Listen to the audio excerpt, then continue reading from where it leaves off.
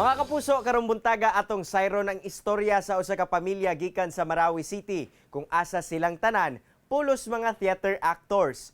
Unsa-unsa na pud kaha ang mga performances nga ilang nahimo. Kana ang atong sayron kauban si Ma'am Cecil ug ang iyang anak nga si Nurfaiz Mambuay. Ma'am Cecil ug Nurfaiz, mayong buntag kaninyo ug dayon sa At Home mo Jamay Regional TV. Kamusta mo karon? Assalamualaikum warahmatullahi taala wabarakatuh. Good morning, maayong buntag sa tanan natong mga kapuso karon. Thank you for inviting us here in your program At Home. Mayong buntag pod sa tanan. Ma'am Cecil, unsa ba ang storya kung paunsa kamo nasulod sa teatro? In 1974, when I was still a first-year college student at Mindanao State University, I joined the MSU Sining Cambayoca. Kasi nag-invite sila og mga kanang possible actors sa ilaha nga play, no? So I joined, and then in 1976 ang ako na pong husband nag-join. Siguro nakita ko niya no nga gwapa kaayo, mootong niadto pud siya, ni uban pud siya. Joke lang to. Nag-asawa mi, nagkaroon mi og anak, and then kato among anak na 5 years old, there was a performance dito sa Butuan City. So nag-join tong akong anak nga middle, si Nor Habib. So naka-perform siya with the Sining Cambayoca.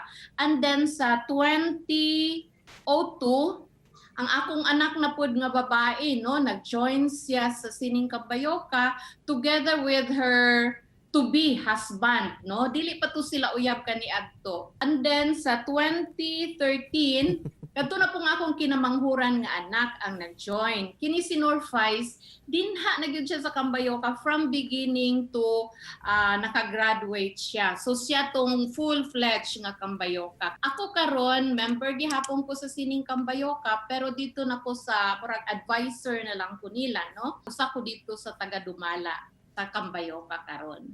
Ma'am, unsa pud ba ang anaa sa teatro nganong nahilig kamo niini?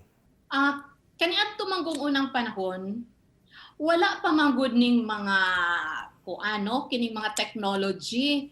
Ang atong makita lang gyud mga theater groups, dance groups. So, nagkaroon mi og hilig niini because we go outside of the campus to perform. We have performed in the best theaters and to the worst.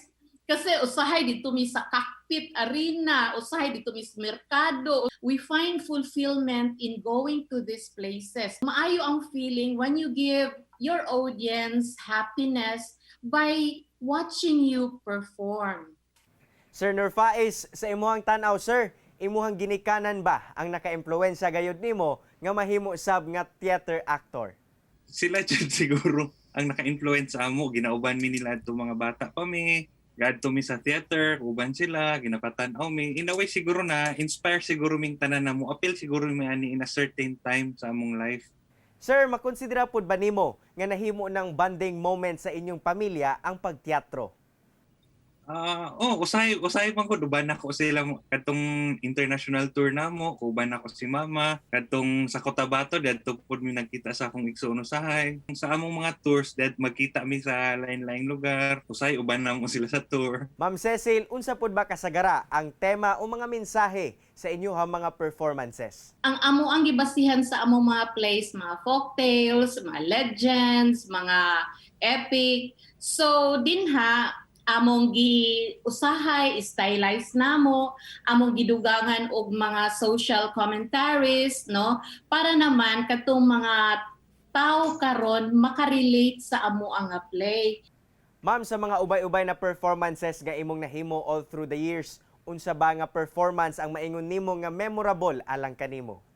Isa sa pinaka-memorable was the time nga nag-perform mi dito sa Fort Santiago. First time ang gusto namo nag-adto og Manila. So kami nga mga taga-probinsya natungtong og Manila, and we were so mura bitaw na culture shock mi nga hala mao ni ang amo ang adtuan, pagkagwapo, gikulbaan kaayo mi ato. And then when it was already my time to perform, one line lang yun ang ako ato nga isulti, no. Kini sila mga big time, tapos they appreciate appreciated my performance, no? So murag makaiyak ka nga, hala giganahan sila sa ako performance. So mura to nakapaingganyo sa ako to make it better, no? Ma'am Cecil ug Sir Norfais, unsa ba inyong mensahe ug tambag ngadto sa tuwa ka puso labi na katong buot sa busulod sa industriya sa teatro? Kinahanglan medyo serious sila sa ilahang nga tinguha. Kinahanglan love gyud nimo ang theater. You like to perform.